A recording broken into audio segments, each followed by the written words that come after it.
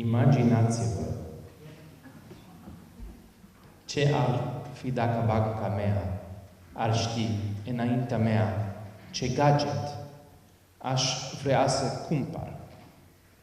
Și imaginați-vă dacă banca mea va ști de asemenea că un de acest device va fi la reducere în China, cu cel mai mic preț pe care îl pot găsi oriunde în lume, inclusiv transport și garantii extinsa. Banca mea ar putea să-mi finanțeze și să-mi cumpere gadgetul prin simplu meu accent dat atunci când sunt la volan. Și dacă banca mea va putea previziona cu exactitate înainte ca eu să știu că anul viitor voi avea mai multe cheltuieli trecut până acum din cauza nunții fetei mele Uniunii, la care se adaugă și o intervenție chirurgicală. Banca va putea începe atunci cu mine un dialog prietenos, digitalizat, prin intermediul tatuajului de pe brațul meu, care pare să fie un joc, dar prin care îmi oferă produse financiare necesare la nevoie. Fantazie? Da.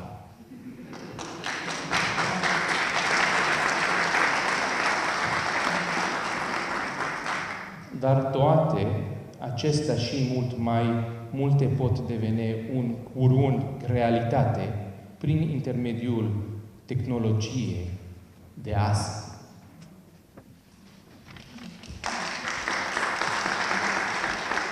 Hopefully you all understood that, because I have no idea what I just said.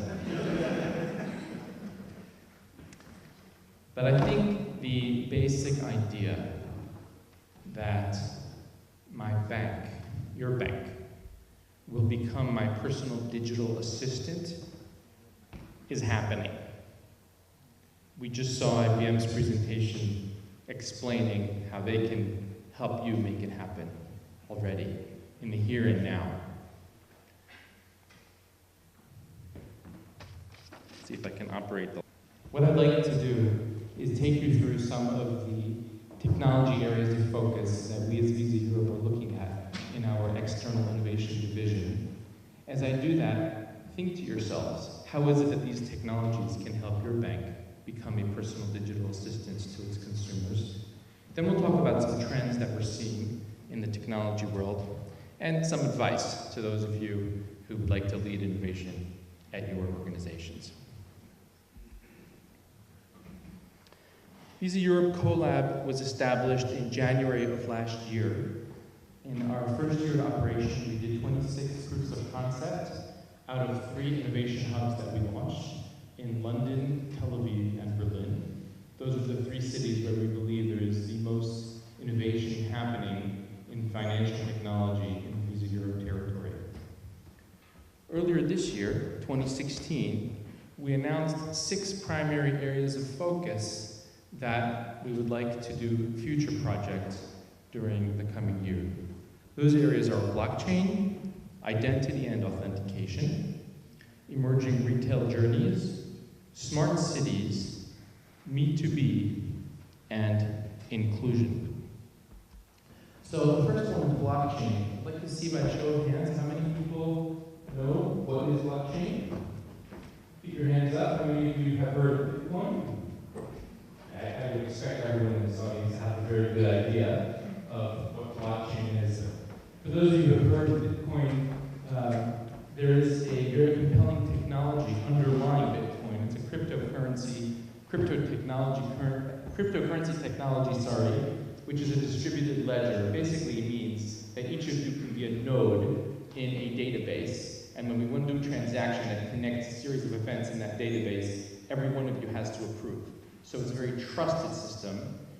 We believe that blockchain has the greatest potential of everything we're going to see now to completely disrupt our legacy systems and your legacy systems. We see all the major banks, the innovative banks, teaming up together, working independently to engage in blockchain proofs of concept projects and activities. So at the very least, anybody who's interested in how our world might change as a result of technologies, I encourage you, strongly encourage you, to read and learn about blockchain, maybe go to some workshops about blockchain, and if you can get your organization to develop an appetite for doing something really cool, maybe blockchain is the place to start. It's not something that's going to change the world tomorrow. It's kind of like, for those of you who are old enough to remember, in the early 90s, when there was this thing called the internet. I remember I was a country manager for another company that year, or in the early 90s, and my boss at the time said, "Oh, you were asking for internet connection. You know, I hope you enjoy it." It's like, what are you talking about? This particular manager was not in my market. She wasn't in Israel. And I was like, "No, I need this for my work." And several years later, it was crazy to think of working without the internet. It just became part of our lives. But those companies who started experimenting with the internet when it just started happening got ahead of everyone else early. It's kind of like what blockchain might become. And it has use cases in multiple industries, not just finance. It can be insurance, even real estate. So worth looking at. We've done several projects with blockchain, and we are currently doing several more. We're about to launch several more, including in Israel. Identity and authentication is a topic that's well known to most people in the financial services industry. If I have my money in a bank account, then my bank wants me to be able to use that money. But they need to make sure it's really me. Right? Somebody else is stealing my identity or I can't authenticate me as a user, then we're going to have a problem. The issue with identity authentication is it's very difficult to authenticate a customer and make it easy, especially if it's a digital transaction. How many of us enjoy entering 16 digits and an expiration date and some other information? Sometimes we get challenged. You know, what's your mother's maiden name? Where were you born? In which city were you married? Who wants all that? All I want to do is just make a purchase. So our challenge in this space is to make it easy, seamless, so much so that the customer doesn't really feel that she was authenticated, but she needs to feel safe that no one else is using her account. So the really cool technologies that we're seeing in this space are coming from biometrics. Fingerprint scanning, finger vein scanning, so the veins under my fingerprint. At Visa Europe Collab, we did a project with a company called FingoPay, where we teamed up with WorldPay, one of the largest acquirers in Europe, and I authenticated cardholders using the veins under their fingers. Eye scanning, facial scanning, voice print. And then there's something else that's really cool, which is behavioral authentication. So, you know, I never thought about it before until I met startups in this space several months ago. The way I use my phone is unique to me. How hard do I press on the touch screen? What angle do I move it? How quickly do I use my phone? And if we can track my behavior with my phone, then we don't need to do anything to authenticate me because we know it's me. We know that it's unique to me. This is difficult to achieve, but it is actually happening. And another type of behavioral authentication has to do with what I do digitally. So what am I doing on Facebook? What am I doing on LinkedIn? What content am I consuming? How quickly do my fingers move on the keyboard? Am I accessing from this phone or from a different device? What's my IP address? And on and on and on. So if we can track a person's digital behavior, by the time they press buy now, we know that individual is the right person. Another form of biometric authentication that is very interesting. And we've actually seen a couple banks, one in France, if I'm not mistaken, a few weeks ago, that have announced projects in this space. We're also working on a project which will be a proof of concept from Tel Aviv. Emerging retail journeys, how I buy. I could buy physically in the store. We have a photo here in the supermarket. I could buy remotely using my device. Could be my phone, could be my laptop, could be my tablet, or it could be a combination.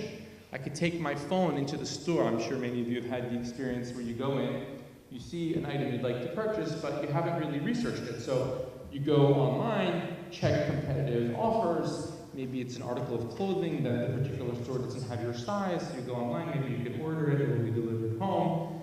And that interaction between the remote and physical payments, and then communicating with the consumer when that consumer is in the store or out of the store, using all types of Bluetooth technology, ultrasound technology, and on, is all relevant to the retail journey, to the consumer retail journey, and that's a space where we're looking. And actually doing projects. Oh, I wanted to tell you about one project that we're doing in Tel Aviv. We're about to announce formally, hasn't been announced yet. It's with a sports stadium. So if I'm a sports fan, and I have a team that I like, and I see the jersey, the shirt of one of the players, my favorite player, and I want to buy that jersey because I'm a fan. Well, I'm thinking, okay, I'm stuck in my seat.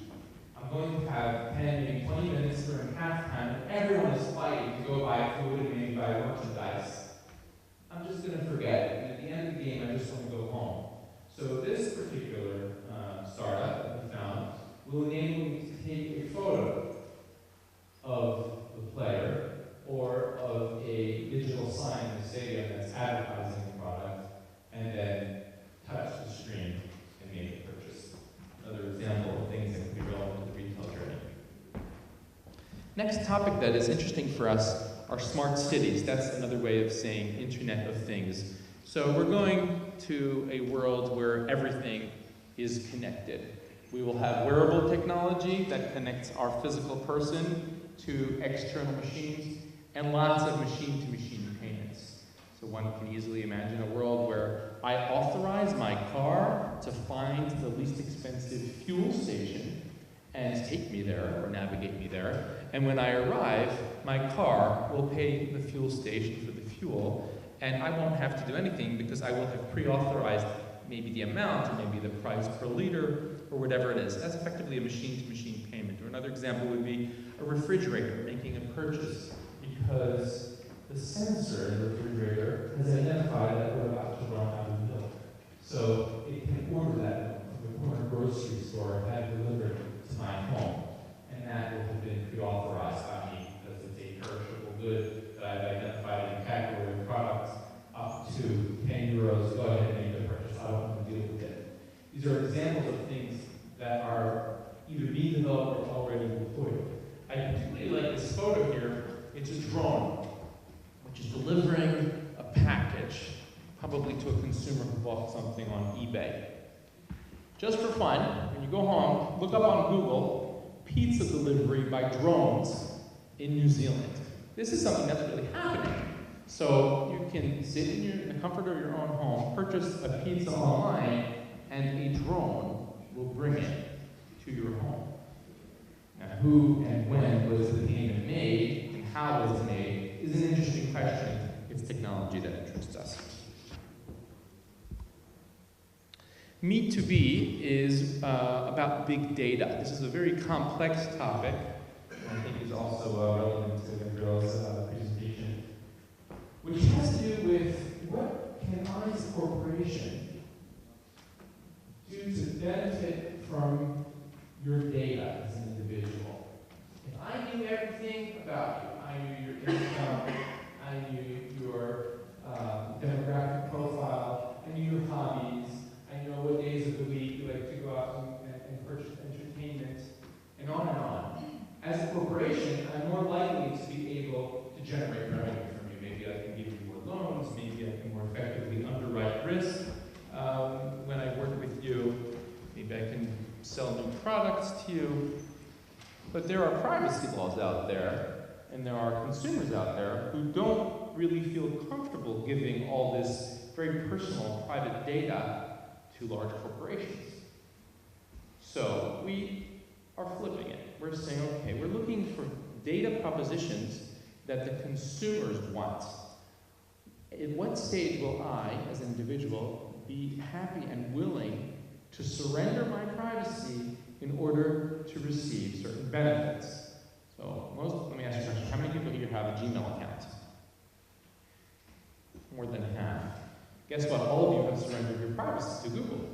They know what you're writing, and they're probably pushing advertising into you for that. Is that a choice you made consciously? I'm not sure, but Google successfully caused you to engage because they gave you free email. So what other types of things? One interesting space in this category are personal data marketplaces. Did you know, Google it, you'll find several of them. Did you know that you can go online and sell your data to corporations because it's worth money? So that's a commodity, but there are other very interesting value adds that we're investigating for projects jointly with our partners. And our last kind of theme, category, is inclusion, which I know is an important topic in Romania as well, and also relates not only to financial inclusion, but also social inclusion. Members of society who do not have bank accounts, who do not use cards, maybe they have bank accounts with cards, but they don't use them much. What kind of technologies can access these people better? We all know about prepaid cards, but there are mobile apps today that can provide all kinds of value to these populations. That's well known, and it's tough to interest us. But inclusion also applies to other areas. It applies to segments of the economy where cards have not penetrated. I'll give you an example, online lending. So we see online lending all over the place, many new ventures in this space. Some are doing very well. Some banks feel threatened by it. Many banks are partnering with it. How much of it is on cards? Not much. Why?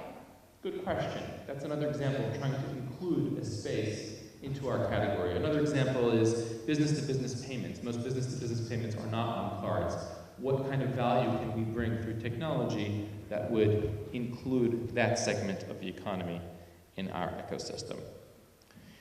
So in all these projects, we actually always, since January of this year, we have a new policy of only doing projects with our clients, where a client could be an issuer of Visa cards, an acquirer of cards, or a retailer.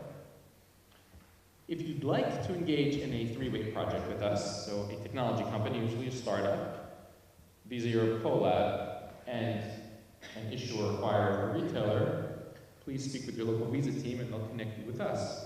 And that is this lower right-hand quadrant here. That is the most interesting way, I think, to engage with Visa Europe Collab. But you might not be ready for such a deep engagement. We have other opportunities. In London, Tel Aviv, and Berlin, we have educational tours. You can come in and spend a half day learning a little bit more about what we do. We could provide a deep dive on any one of the 6 sessions. If anything that you saw now is particularly interesting, we could spend half a day with you. Or we could also create a bespoke workshop on an innovative topic that interests you.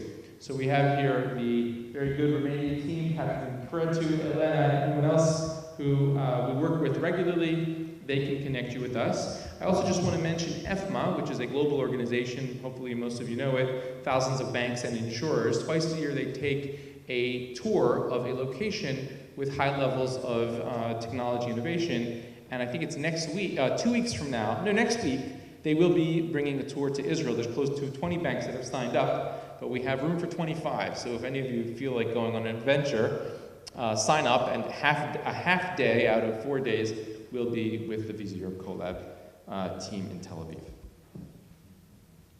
Now we get to the part of the presentation that I really like, because it's mine. This is not an official Visa view of anything. This is me telling you about stuff I'm seeing in technology. Why? Because people always ask. So there's lots of things that could be here. We only have time for a few slides. Let's go through them. I think the power of design cannot be overstated. When you engage with your consumers through a mobile banking app, or through an internet banking platform, or even in branch, you are not competing just with your competitors. You're not only competing with other banks. You are competing with every brand that is fighting for the consumer's attention. You're competing with airlines. You're competing with Adidas? Because consumers are overwhelmed with messaging. And if through the design, you're able to make the experience more pleasant, exciting, compelling, whatever it is, you have a greater likelihood of keeping the consumer coming back. It used to be that consumers were more tolerant of inferior types of interaction with financial institutions. Why? Because it's a bank. That's not the case anymore. They expect to receive a pleasant design experience in the same way from you as they would, for example, from Apple. And we are also seeing, this was a lecture I heard last week by Hans Morris, who was the president of Visa Inc. When they went public. He was in Israel and he told us about his investment strategy and managed the VC fund. What's interesting is he said that we're seeing more and more bankers coming from retail and specifically in UX and UI, user experience and user interface design. So it's a good place to put some emphasis. Another big trend that we're seeing is gamification. I'm not talking about the game industry. It's a multi-billion-dollar industry. Many of us are people who spend time playing games, spending money on games. That's not what I'm talking about, although it does impact what I am talking about, which is that even as a bank, you can play a game with your consumers. It's a little odd to think about it that way because money is very serious. Money is not about playing a game. But I'll give you an example of what I mean. I heard a radio piece a few days ago about a new book that was just published called Originals, How Nonconformists Move the World. This book was written by a gentleman by the name of Adam Grant. He is the youngest professor at the Wharton School of Business. And they were talking about how this book can inform parenting and history. But I also know that Adam Bank is a researcher on entrepreneurship. So it was on my way to work. In the elevator, I do what many of us do. I took out my phone and looked it up on Google. And I found a very mobile-friendly destination that started giving me information about this book. A few lines down, there was a box which said, "Take a quiz to test how much you know about entrepreneurs." I don't think it even filtered through my skin. I immediately touched it, right, because this is something that interests me. Of course I want to take this quiz. And it said 5 minutes of your time, answer 15 questions. The questions were really fun. What do CEOs of large American corporations have in common with Indian entrepreneurs? What do successful entrepreneurs prefer to do? Play music, perform on a stage, or something else to figure out puzzles? So I answered all these questions. I won't tell you my score. It was far below perfect. And I was dying to know the answers to these questions. And the next message on the screen was, your score is whatever it was, and thank you for taking the quiz. If you'd like to know the real answers, the correct answers to these questions, you'll need to buy the book. My jaw dropped. I really wanted to know the answers to these questions. And then, the next thing on the screen was, just kidding, press here. So I did. I read through all the correct answers, and I never got to the point that I actually downloaded the book because it was time for my first meeting. But I remember it enough to tell you about it, and I probably will download the book and go back and learn about it. And all of that was a game. They got me to engage by playing with me, by challenging me. And it's a fairly simple thing to put together. There is a challenger bank called Atom Bank, A-T-O-M, backed by BBVA. It was very interesting. I went to the website advertising this event. If you go there, you'll see on the upper right-hand corner there's actually an article about Atom Bank, so you can click on it. And where is Sergio? Anyway, he put it on that site. Very, very interesting. But what I want to tell you about Atom Bank is that they just bought a gaming company. They're a bank. If you look at it and you drill down, they didn't buy a gaming company. They bought a gaming design firm. What does this mean? Well, nobody announced what it means, but I would speculate that it means that the user interface in their banking platform will create a gaming experience. Another interesting trend is a soft one, but I think it's a really important one, and very interesting to see that IBM spoke about it as well in Classic, and that is empathy and emotion. There was an article in Harvard Business Review a few months ago about this. As a user, I am requested to engage in self-service. Banking is decreasing the number of live human beings interacting with people, and that's true of many industries. I don't know about you guys, but I often get very frustrated by it, even when engaging with my own company, my own employer. You know, they tell you, oh, just go to the website and download a form, or whatever it is, but you know, the button doesn't work. Or I can't find the button. Or I found the button, but it doesn't do what they told me it would do, and I'm very frustrated. We need to acknowledge that our consumers can be frustrated. Does that mean we have to go back and hire more people? That's probably not going to work economically.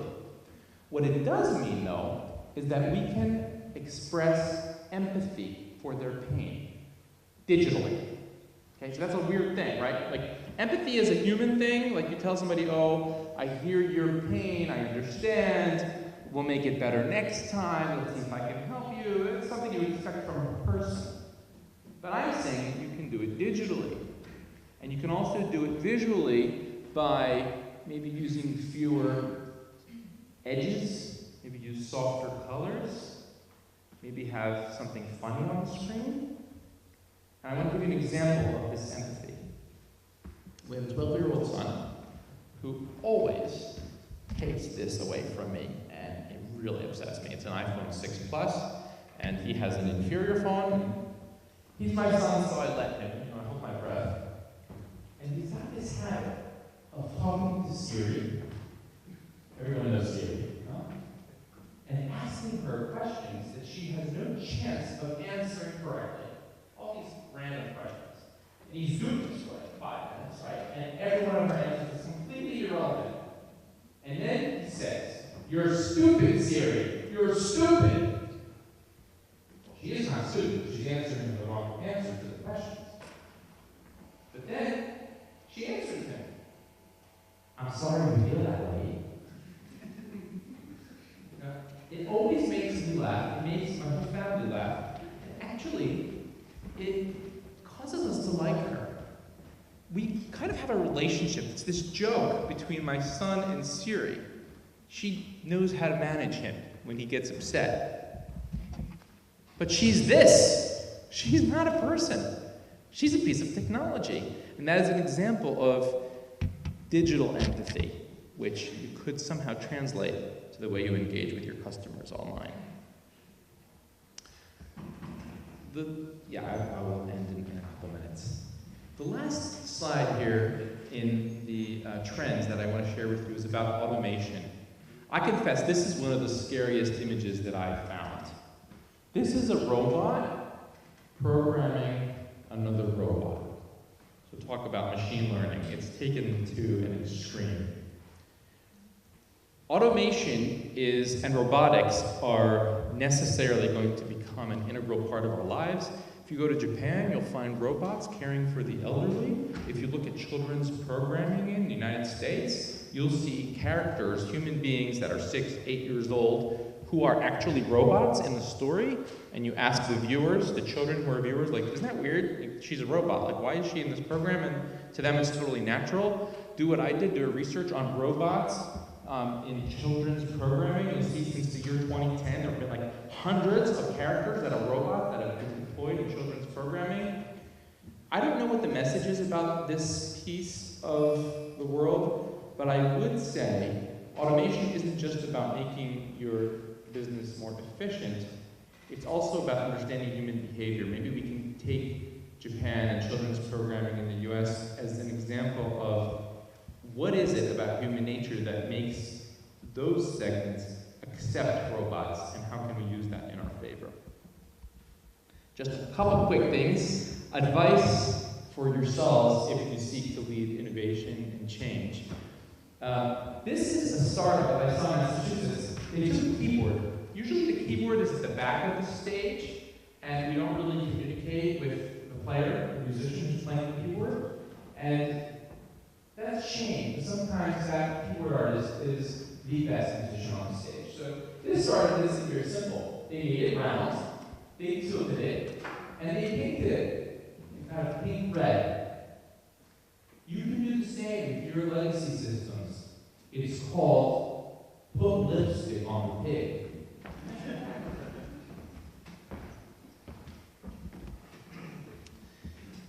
There is a very famous musician, Leonard Bernstein, who said that great achievement requires two things: a plan and not quite enough time to implement it. So if you'd like to lead change, pick one idea that will radically change something in your organization, commit to it, and set a deadline that doesn't quite give you enough time. I want to also share with you the words from a sticker that I saw in Berlin by a consulting company that was facilitating an innovation workshop with some of our German banks, which said, "Beware of your comfort zone." Follow me on Twitter and LinkedIn. I like to follow interesting articles once in a while, to publish interesting articles once in a while.